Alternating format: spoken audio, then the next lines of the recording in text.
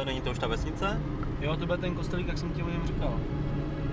Akorát by mě zajímalo, co je pravda na tom, co viděl starý Procházka. Přesně starý Procházka, i ten ožral a Bůh ví, co viděl. No, jenže na každý už trochu pravdy trochu.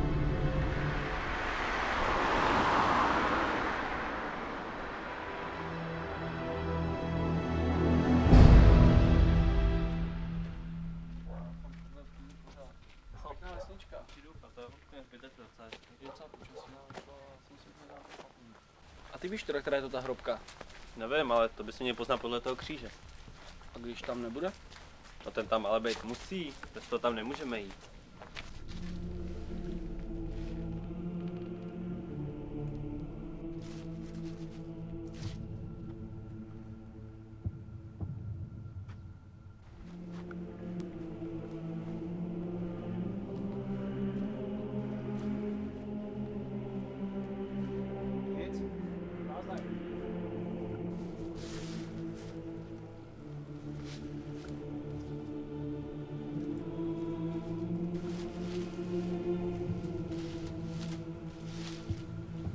Ale tady je to, pojď sem. Tak. Tady byl. No, to byl ono, ale už tady není. Někdo ho vzal. Tak tohle je ale konec. Počkej, neblázni, přece to nevzdáme kvůli kříži. Tam chceš jít bez něj? To je stejně pověra, že jsem tě tady určitě žádný ani nebyl. No to není tak jistý. Jako... Kdyby se tady vzal rubínový kříž. No to je sice pravda, ale bez něj bych to neriskoval, tam nejde. Přece starý zvít, to je pověra, pojď. Přece by ses nebál. Pojď, jdem, pojď. Jdem, neboj. Kdyby se tady vzal.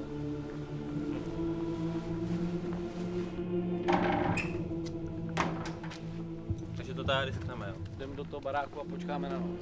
Tak jo.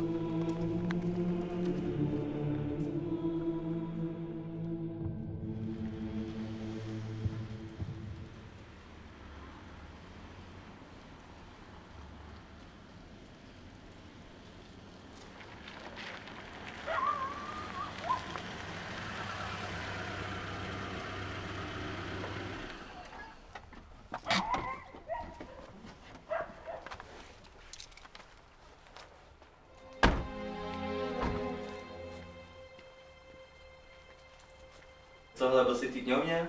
Byl jsem tam dneska odpoledne a zjistil jsem hodně zajímavé věci. Aha. A co teda tam bylo? No, podobné zóny byly popsány v 16. století v Německu. To je 16. století, no, to je pěkný. A jako, je to tam nějak popsaný, nebo co se tam dělo? No, hodně divné věci. Už je to tady. Myslíme, až přijdou, dělej.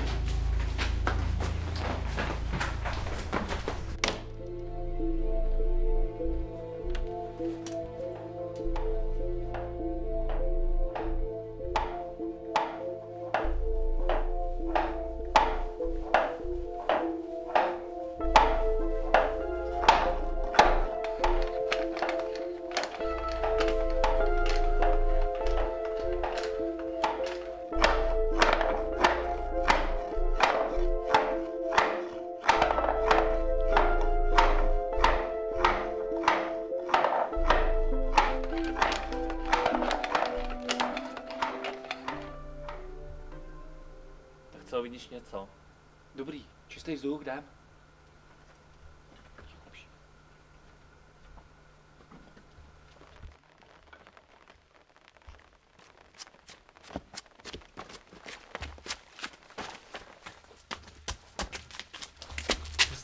Co za barák? No je pěkně hnusný, taková barabezna. No, nic se mi vůbec nechce. No, to mě teda taky ne.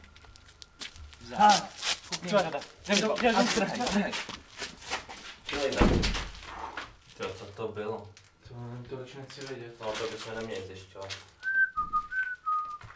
Co bylo tohle? Ano, jsem to slyšel. Znova.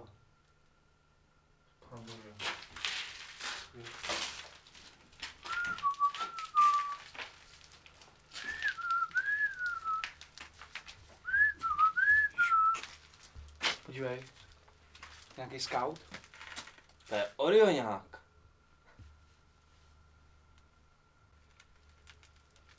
Noci, Marťani, nástup na večeři. Hele, zdrhá! Dělej, rychle za ním!